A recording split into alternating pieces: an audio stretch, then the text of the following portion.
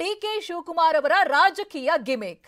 DCM DK ವಿರುದ್ಧ ಪ್ರಣವಾನಂದ ಸ್ವಾಮೀಜಿ ಆಕ್ರೋಶವನ್ನ ವ್ಯಕ್ತಪಡಿಸಿದ್ದಾರೆ. ಇದು ಡಿಕೆ ಶಿವಕುಮಾರ್ ಅವರ ರಾಜಕೀಯ ಗಿಮಿಕ್ ಅಂತ ಅವರು ಈ ಹಿಂದೆ ಕೊಟ್ಟಿರುವಂತಹ ಹೇಳಿಕೆಗಳಿಗೆ ರಿಯಾಕ್ಟ್ ಮಾಡಿರುವಂತಹ ಪ್ರಣವಾನಂದ ಸ್ವಾಮೀಜಿಗಳು ಅವರ ಅಭಿಪ್ರಾಯ ವ್ಯಕ್ತಪಡಿಸುತ್ತಾರೆ. ರಾಜಕೀಯ ನಾಯಕರು ಅಪಮಾನ ಮಾಡಬಾರದು. ಯಾದಗಿರಿಯಲ್ಲಿ ಪ್ರಣವಾನಂದ ಸ್ವಾಮೀಜಿ ಹೇಳಿಕೆಯನ್ನ ಕೊಟ್ಟಿರೋದು.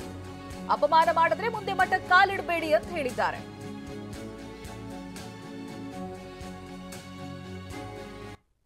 ವ್ಯಕ್ತಪಡಿಸುವಾಗ ಮಂತ್ರಿಗಳಾಗಲಿ ರಾಜಕೀಯ ನಾಯಕರುಗಳಾಗಲಿ ಅವರನ್ನೇ ಅವಮಾನಪಡಿಸಿ ಬಂದಂದ್ರೆ ಮುಂದಿನ ದಿನಗಳಲ್ಲಿ ನೀವುಗಳು ಕೂಡ ಮಠಕ್ಕೆ ಕಾಲಿಡಬೇಡಿ, ಅವಾಗ ಸರಿಯಾಗ್ತದೆ ಅಲ್ಲ.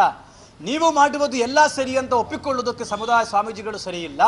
ನೀವು ಧೈರ್ಯವಾಗಿ ಹೇಳಿ ನಾವು ಕೂಡ ಮಠಕ್ಕೆ ಕಾಲಿಡುವುದಿಲ್ಲ ಅಂತ ಹೇಳಿದಂದ್ರೆ ನಾವು ರಾಜಕೀಯಕ್ಕೆ ಬರೋದಿಲ್ಲ.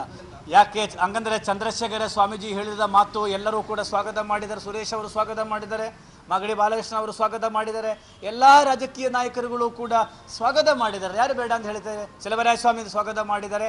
ಒಂದು ಕಡೆ ಸ್ವಾಗತ ಮಾಡೋದು, ಇನ್ನೊಂದು ಕಡೆ ಬರಬೇಡ ಅಂತ ಹೇಳತಕ್ಕಂಥದ್ದು, ಇದೆಲ್ಲ ರಾಜಕೀಯ ಗಿಮಿಕ್ ಎಂದು ನಮಗೆ ಗೊತ್ತಿದೆ.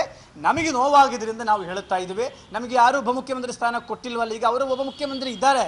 ಅದರಿಂದ ಒಕ್ಕಲಿಂಗ ಸಮುದಾಯದ ಮಂತ್ರಿಗಳು ಕೂಡ ಇದ್ದಾರೆ. ಇಲ್ಲಿ ಯಾರಿದ್ದಾರೆ ಹಂಗಂದ್ರೆ? ಅಲ್ಲಲ್ಲ, ಚಂದ್ರಶೇಖರ ಸ್ವಾಮೀಜಿ ಹೇಳಿರೋದು ಅವರ ಸಮುದಾಯದ ಬಗ್ಗೆ ಅವರು ಮಾತನಾಡಿದ್ದಾರೆ. ಇಲ್ಲಿ ಇವರು ಹೇಳುತ್ತಾರೆ ಡಿ ಕೆ ಶಿವಕುಮಾರ್ ಏನು ಹೇಳಿದಾರಲ್ಲ, ಅದು ಗಿಮಿಕ್, ರಾಜಕೀಯ ಗಿಮಿಕ್ಕಿನ ಭಾಗ.